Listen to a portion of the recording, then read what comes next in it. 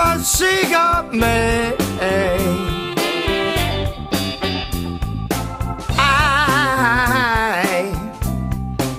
I'm a cigar man. Baby, oh baby, you know I'm smoking. Cigar like a woman, round but not too firm. Even though it's smoking slow, fire'll get you burned. I'm a cigar man. Baby, oh honey, you know you got me smoking.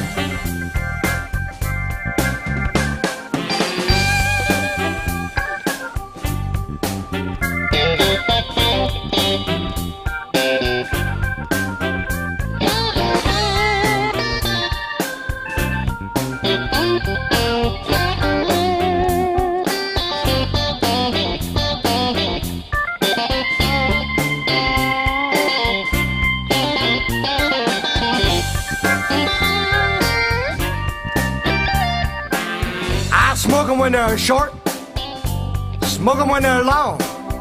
I like them. Wait, let us. Okay. No.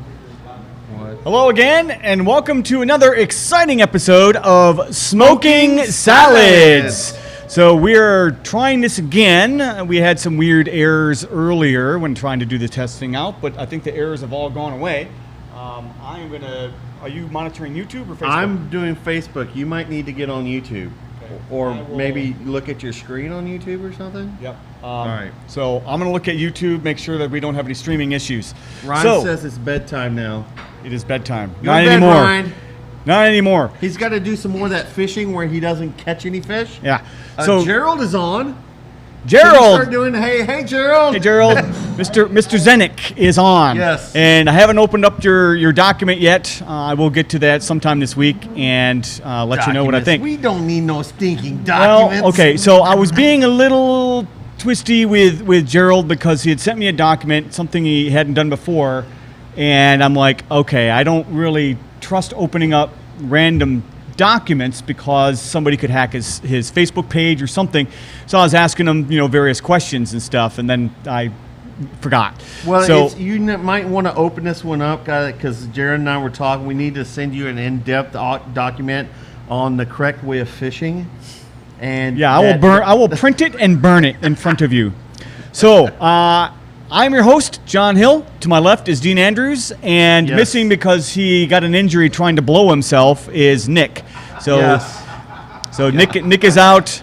We wish you well, Nick. Stop trying to blow yourself. That should have stopped when you were 13. Yeah. So he knows the rules. He's not as flexible anymore. So with that, make sure if you enjoy the show, share the show. Let us know what you're smoking and drinking, and more importantly, let us know why you think Mr. Nick Woods is out of pocket today. Yeah, let's. So we'll read your responses on live here.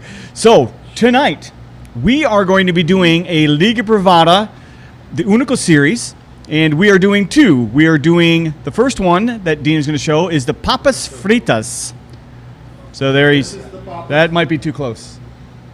Put it back a little bit more to let the camera focus in on it, and I'm delayed by about 20 seconds, so that should be good.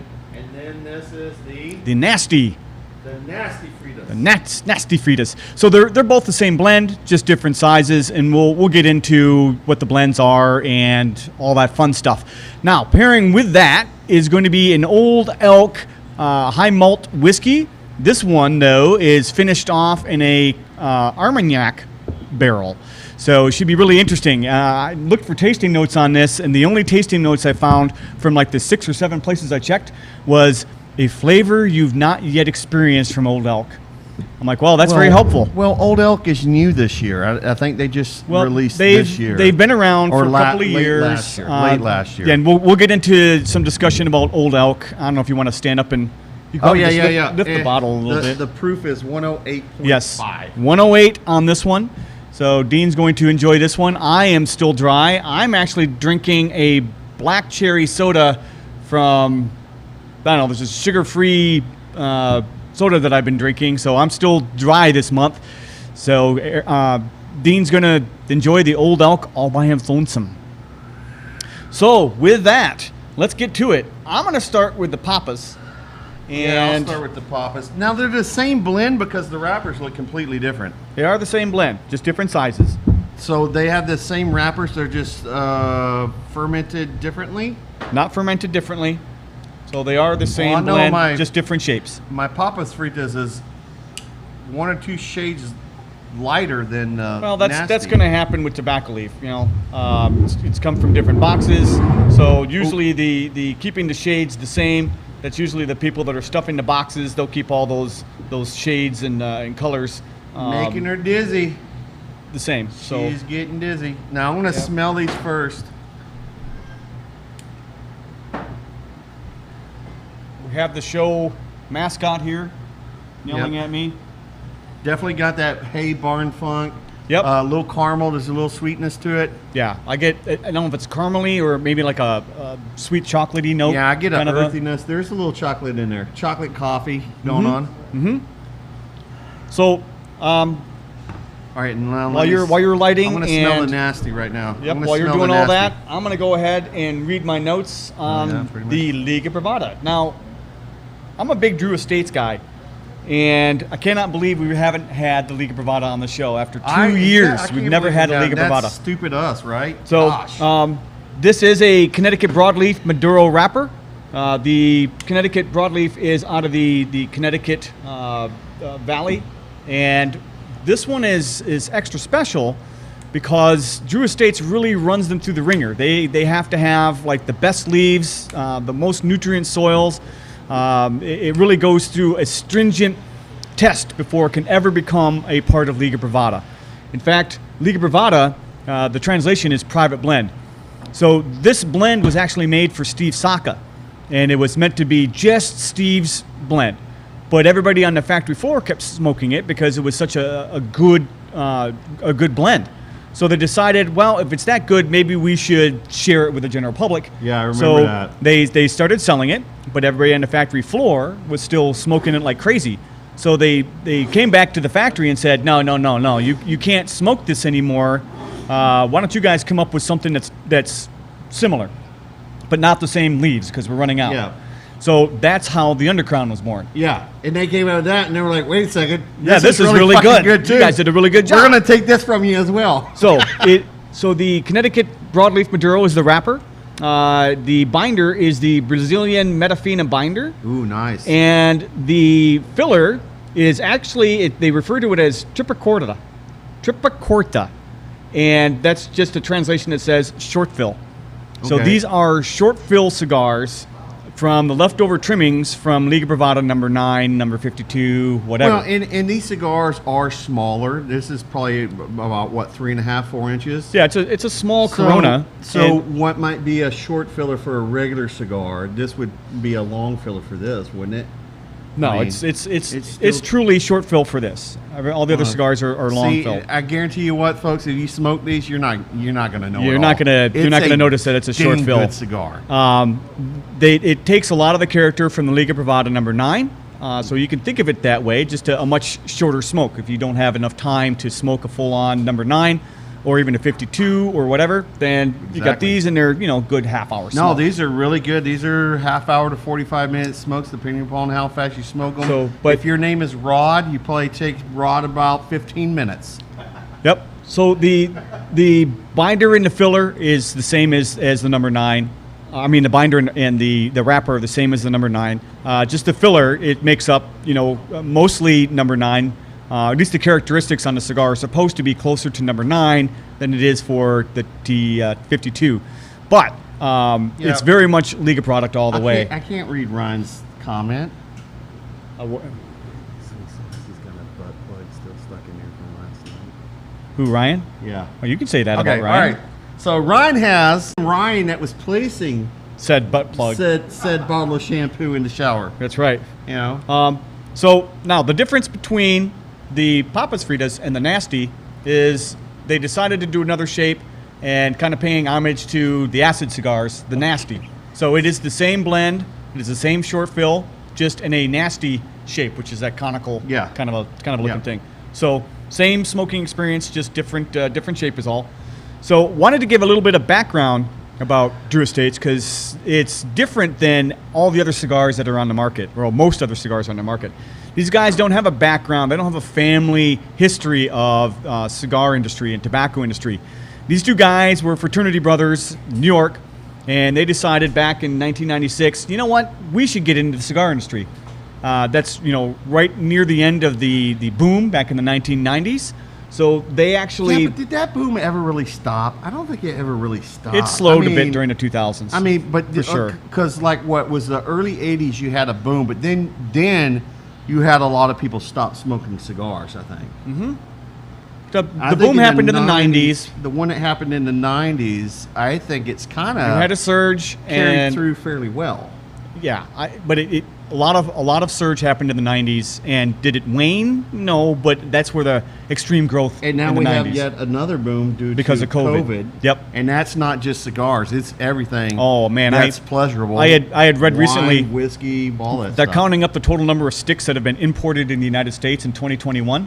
They've counted up to the third quarter. There's 338 million and counting. Last year, the year before that, there was like 290. Yeah, I was about to say it's probably So in the 200s. they've crushed it in 2021. Yeah. So we haven't even counted the fourth quarter yet. Oh yeah, I mean, I remember going into cigar shops and they're like, sitting there telling me, the managers of cigar shops are like, "Yeah, we're telling people like we're just waiting." I mean, Yeah. there's such a hard demand that these manufacturers want to make sure that they disperse it throughout the United States equally. Although the East Coast still pretty much gobbles up 2/3. Yeah, well, you've of got an that. increase in demand of probably close to 100 million sticks over a year. We have all these problems with supply chain, so that explains a little bit of the shortages that you're seeing in the stores. A little bit of it. Yeah. So back in '96, Jonathan Drew and Marvin Semmel, they decide that they're going to get in the cigar business. So they had a blend that they created called the La Vieja Habana. That's their first cigar. Wait. So Smoking Salads commented about Ryan. Ryan is putting his own experiences on everyone else because he won't admit how he swings. I would say that would be Sir Nick commenting So right there on that would one. that would be Sir Nick. Yep. So a lot of people think that acids were the first cigars that Drew Estates came out with, but actually That's they were what not. I thought. Nope, it was the La Vieja. Oh, the La Viejas. Those are good. Yep. Those are good smokes. So so they came out with that. They had a little 16 square foot kiosk outside of the World Trade Center, and that's where they conducted their business. Yep. 1998, Jonathan decided to move to Esteli to try to kind of start a rebirth of the cigars. And Marvin, his partner, stayed in New York holding down the fort, doing everything they can. So these guys are scrimping and borrowing and doing everything they can as they're getting a foothold in the Making cigar industry. connections, stuff like that. So yeah. in '99, when Jonathan and Marvin were back in New York, they met a guy called Scott Acid Chester. Okay. So this guy was an emerging artist in the Dumbo district. And Natural is a different type of flavored cigar. It's got that chocolatey and the coffee and everything else, Yep. where acids are more of aromatic. So July of 2007, they grew to the point where they created their own factory, the La Gran Fabrica, Drew Estates. Right now, it's at over 96,000 square feet. And the latest numbers are they're producing over 200,000 cigars per day at that factory. So per day. So back in 1996, where they had one brand, now here we are in 2022. And I'm going to read you off a quick list of the brands that are associated now with Drew Estate. And maybe you in the audience land know this, maybe you don't. I think some of these will probably surprise you. Acid, Undercrown, Liga Privada, Florida Sungrown, Nica Rustica, Muwat, Kentucky Fire Cured, Herrera Esteli, Lavertan, Deadwood, Tobacco Especial, Pappy Van Winkle, Isle de Sol, La Vieja Habana, Ambrosia, Factory Smokes, and Subculture. So that's quite a huge growth in the last 20 so years. So coming from nothing. So Yeah. yeah, and with no history. So yeah, did a lot of hard work. So with that, I'm going to take a quick break and let you talk about what you taste on the cigar as you're nosing the whiskey. Oh God, that whiskey tastes good. I poured a little bit in John's glass because his is designed a little bit differently than my glass, and so you'll get different nosings out of the glasses depending upon how the glass is designed. I would say that John's glass intensifies the fruitiness because it's an Armanac. Armanac is a little bit like a. Is it like a little bit like a port? Is it kind of like a port? No, well, is it kind of like a wine, a sweet wine? It's like a sweeter version of cognac. Yeah. Okay, so it's like a cognac, but it's sweeter. Yeah, it's where cognac is distilled wine grapes. Armanac is a distilled spirit, so it's. I don't know really all that much about Armanac. It's always been too sweet for me. Yeah. I do love my cognacs. But Armanac is just a little too sweet. You're gonna miss this one, dude. So, well, I'll probably put a little of my lip. This glass, I get more of out of my glass, I get more of the barrel wood. Can we stop talking about the whiskey and start talking about the cigar? Yeah, we can. Yeah, let's do that. Let's do that. Okay. So, what are you getting out of it?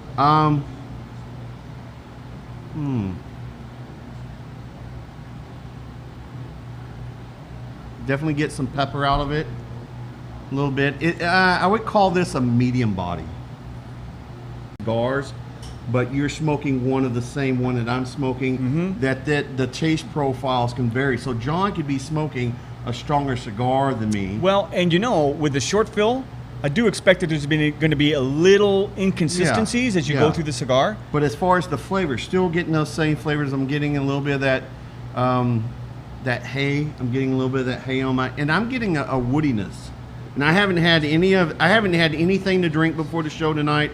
I want to make sure that I had a fairly clean palate as it goes for the cigars. So I get the woodiness, the hay, pepper through the retrohale, kind of a leathery kind of a feeling overall.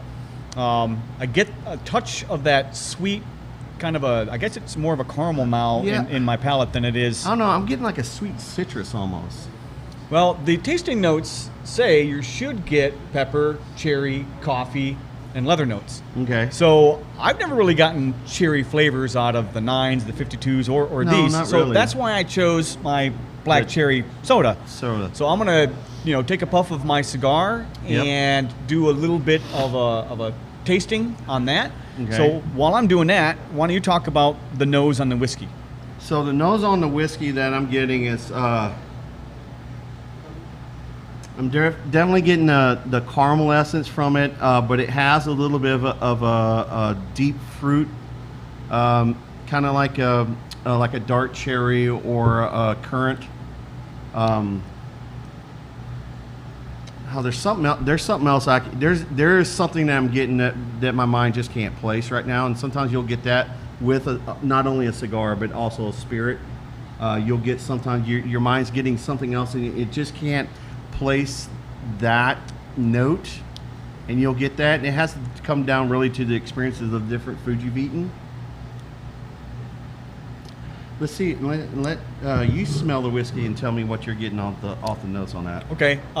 Now with my black cherry soda that I had, it definitely it intensifies the cherry that you get out of the cola. Okay. So it's definitely, and this just intensifies it, and it just lingers on the palate. So I got this leathery, sweet cherry now sitting on my palate. So it actually it's a really good mix. So if you're trying to not drink any alcohol, got a dry January, good. So I'm gonna take a nose of this. Yeah. And out of this glass, I'm getting more of the barrel, and I'm getting cinnamon. So out of your glass, I was getting more of a fruit essence and caramel. Yeah, I get lots of fruit. But out of my glass, I'm getting more of the barrel char and the cinnamon.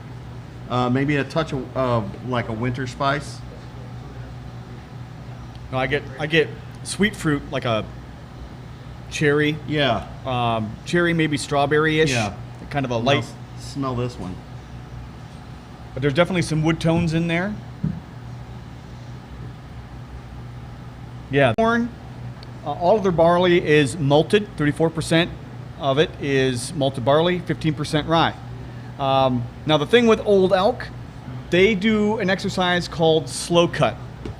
So we had talked about it very briefly in one of our smoking salad shows about the chemistry of adding water to cut down the alcohol. This is dry. Really dry. Wow, this is dry. So when you add tongue and mouth is just puckering up right now. When you add water to your whiskey, it actually has a chemical reaction. It heats it up. And so because it has a chemical reaction, it's exothermic and it actually heats it up. Now, the belief at Old Elk is heating up the whiskey by adding hundreds of gallons from a distillery's perspective, Exactly. you're losing out on some things that get burned off. Yep. So instead of taking 24 to 48 hours to add the water to get it down to a drinkable level and not barrel strength, they're doing it over the course of a week or two. So it's just a little bit at a time. So the spirit does not heat up, and in that way they capture all of the minute things that would have otherwise burned off. Yeah. Nancy Fraley is another really big known blender within the whiskey community, and she does the same process. But what she does is she adds water to the barrel once a quarter, and she does it at a very, very slow pace. And what that does is it also helps to keep the flavor molecules or the conagers closer together and from disturbing them as little as possible. And that way, when you have spirits like that have been decreased a little bit in proof, it allows more of the body and the flavor of the spirit to stay true to what was originally in the barrel. All right, let's swirly the girly here. And this has also been aged for 5 years as well. Now, and it's actually older than that. That's a golden hue. Yeah, I mean, it's a great color. What are your legs? So I'm going to put a little bit on my lips. Okay, I'm not going to drink it because I'm trying to stay dry, but putting a little on my lips allows me to at least experience a little bit. I'm not going to have the finish and everything else, but at least I'll get something on my palate from just putting it on my lips.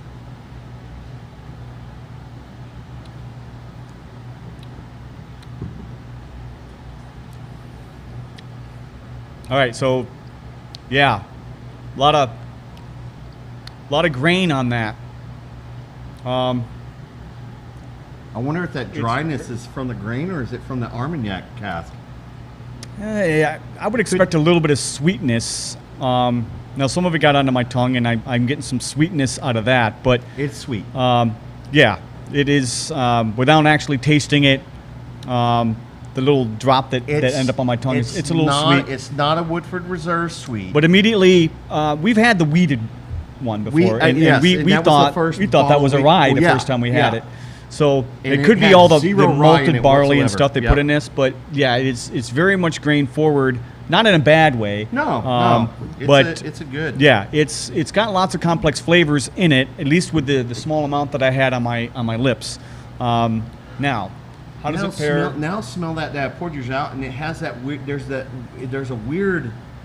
I don't know if that's from the. I think that's from the barrel. Yeah, so that's the grainy smell that I'm tasting. Or it could be the grainy. Maybe that's what I'm getting. It's the graininess. That's that off flavor that I couldn't quite get. Yeah, and it doesn't smell like a malted grain. It smells like a lot like rye, but there's not much rye in it. Yeah, I mean, what was the break? Did you get the grain breakdown of it? Yeah, 51% corn, 34% malted barley, 15% rye. Okay. So, yeah, you wouldn't think you'd get that spice, but there's definitely some spice from the rye. Okay, so this spirit is the I think what they do is they do the spirit is from MGP, and then I think once they get it to the Old Elk factory, then they put it in the Armanac cask. I could be wrong; they might do it at MGP, but the guy that started Old Elk, he was the head distiller for MGP.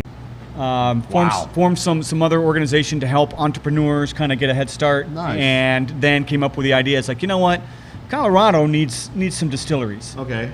So he approached I don't have the guy's name, but the guy from Seagram's. Yeah. Seagram's turned into MGP. He was with Seagram's when it first got, and then they sold to MGP or turned into MGP. Their first year, they had 4 different expressions, and every one of them got gold medals in international competitions. Every one of them. Yep. So this is there's one called a high malt, and so that's the high malt, but it's in a finished cask of Armanac. They also have one that's Right now they're doing the Armanac, but that's starting to make a mainstay in the whiskey community. With the cigar, the spirit tamps down the cigar a little bit, but they both go well. I think the cigar brings out more of the citrus in the spirit the more that I'm drinking it, because you'll have certain flavors that once you start drinking a spirit, the more you drink it, your palate will start picking out different nuances when certain flavors will take a back seat and then other things will come forward. And that's what tends to be happening right now. At 108 proof, holy cow, I could drink this crap. This is good.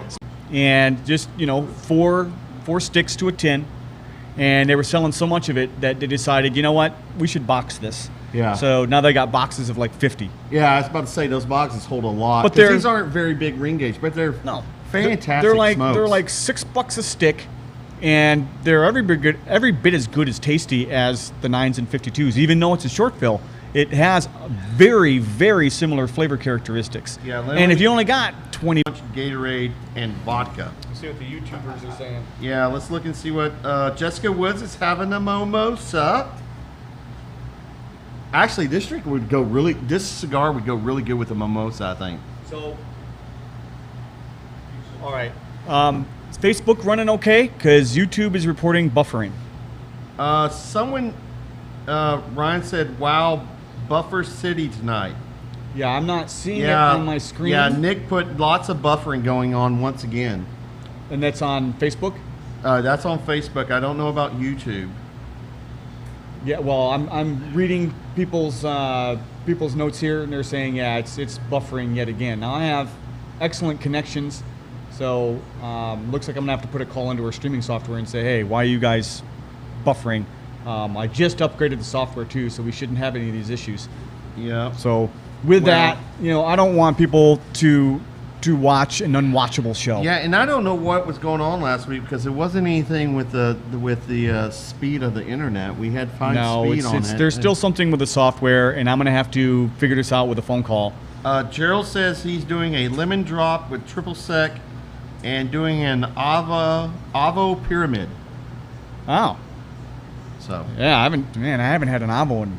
So let's not force people to watch something that's buffering all the time. Yeah, and let's just, we got through the whiskey, we got through the cigars, and if you guys want the notes, we can post the notes online if you want us to. Just let us know on the stream saying, hey, please post the notes on smoking salads, and I'll basically photocopy what I've got here so you can see the notes of what we talked about. If you want to do this, you want to do, as soon as we cut the show, like when we light the Nasty Fritas, we can do like with the iPhone, just record us real quick and then put it on the page. You want to do that tonight? Yeah, we can do that. So I mean, we just don't want y'all to suffer through all this buffering. It's this crap going on right now. This is some bullshit. Yeah, and so all right, so let's call it off here. We are going to get back onto Facebook Live with the phone. Yep. And talk a little bit about the tasting notes for those of you that missed what we were talking about, both with the cigar and the whiskey. We'll do a quick 5-minute synopsis. So no crazy interaction tonight, as there's no sense in being crazy, and I don't know if they're buffering the same time on Facebook. Well, they'll be able to catch it. Okay, we're back on now. Okay, so we're back on. So with that, real quick, while we're not buffering, enjoy your Monday and enjoy smoking salads. Thanks, and apologies again about the buffering.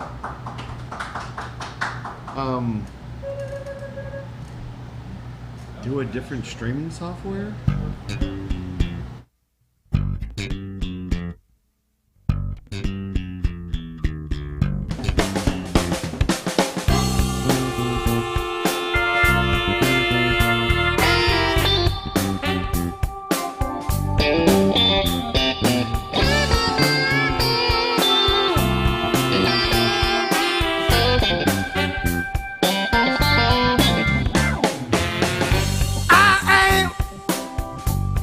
I'm a cigar man.